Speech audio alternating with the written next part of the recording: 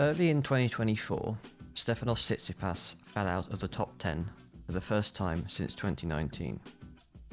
But this particular change in the rankings marked something more significant than that.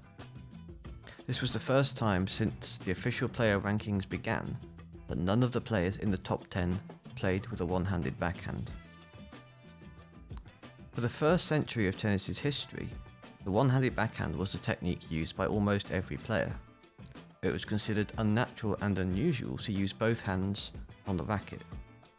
Initially, as with most tennis shots, they were largely flat or hit with slice, but as ground strokes progressed, players such as Rod Laver developed a topspin variant of the shot, which allowed the backhand itself to become a weapon rather than a means to stay in the rally or to set up another shot.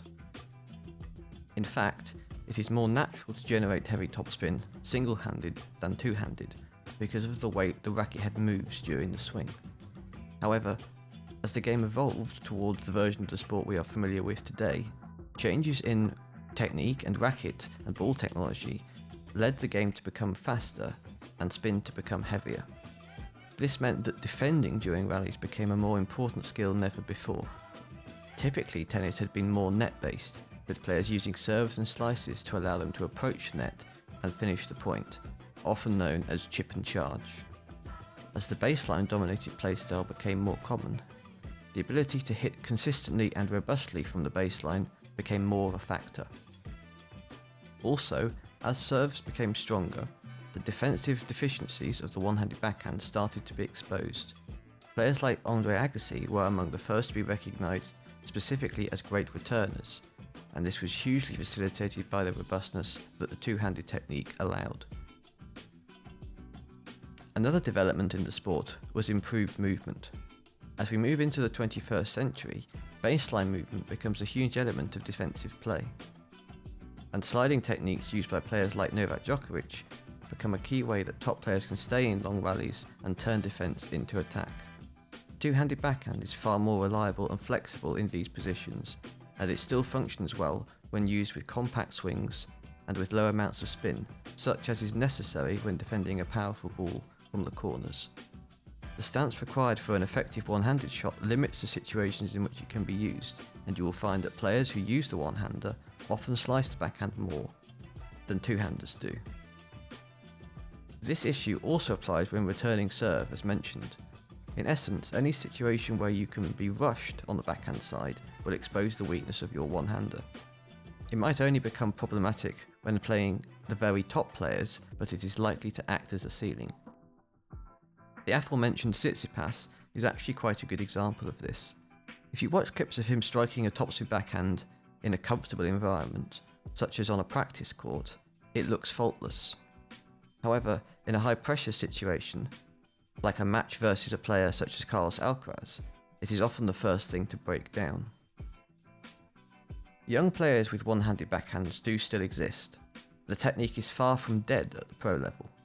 Petr Pericard, Karasevic, Musetti, Shapovalov are examples of players younger than Tsitsipas who are still landing on the scene with one-handers. Perhaps this is the Roger Federer effect. Idols of Federer have watched his career and taken it as evidence that the one-handed backhand is suitable for the modern game. They are not wrong, but it arguably requires significantly more talent than the two-hander does in order to achieve the same result. Federer's career began in an era when we hadn't yet heard of Rafa Nadal or Novak Djokovic, and Federer had to do a huge amount of work on his technique and strategy in order to continue being competitive against them into the 2010s. Seasons such as Federer's 2017 performance are an extreme anomaly, and nobody should be taking for granted that level of performance from a one-handed backhand in today's game. As with many things, surface plays a huge role in this discussion. Using our example player Tsitsipas, we see he has a lot of success on clay, yet oddly, this surface is one that exposes an issue with the one-hander: contact point. One-handed swings work best when the contact is around waist height. This is because the topspin technique requires the racket head to drop from behind the shoulders towards the ball. This maximises racket head speed and creates an effective heavy shot when spin is imparted on contact.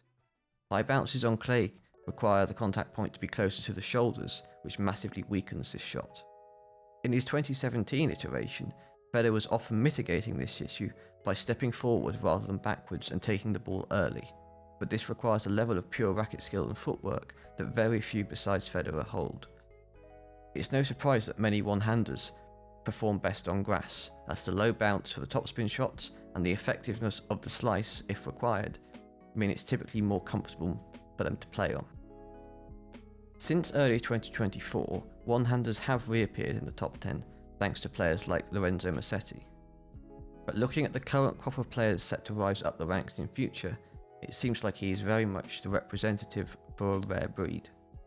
You have to question whether anyone who is growing up now watching Alcaraz and Sinner would even consider learning a one-handed backhand. I'm an amateur club player who started learning as a kid in 2008. The one-hander was never even mentioned to me then. Of course, it's far easier for a kid to hit a two-hander because it provides extra strength and stability. But then you have to ask, why change when you get older? You hear a few stories of players starting one-handed, then switching, such as Andy Roddick, or those whose coaches allegedly outright refused to teach them a one-hander, such as Alex de Minaur. You very rarely hear about someone switching in the other direction. I suppose the reason why this is considered such a big narrative in the game is that a lot of fans view this trend as a bit sad. The one-hander is widely considered the most enjoyable shot to watch, often described as beautiful. But as with many things in the world, things that are beautiful get superseded by things that are effective. Someone like Federer may well not go down in history as the most effective player. Indeed, he has already been overtaken by Djokovic in that regard. But I think in time we will look back on Federer with even more admiration and joy, not just because of his level, but because his style represents the peak of what we might end up referring to as the good old days of tennis.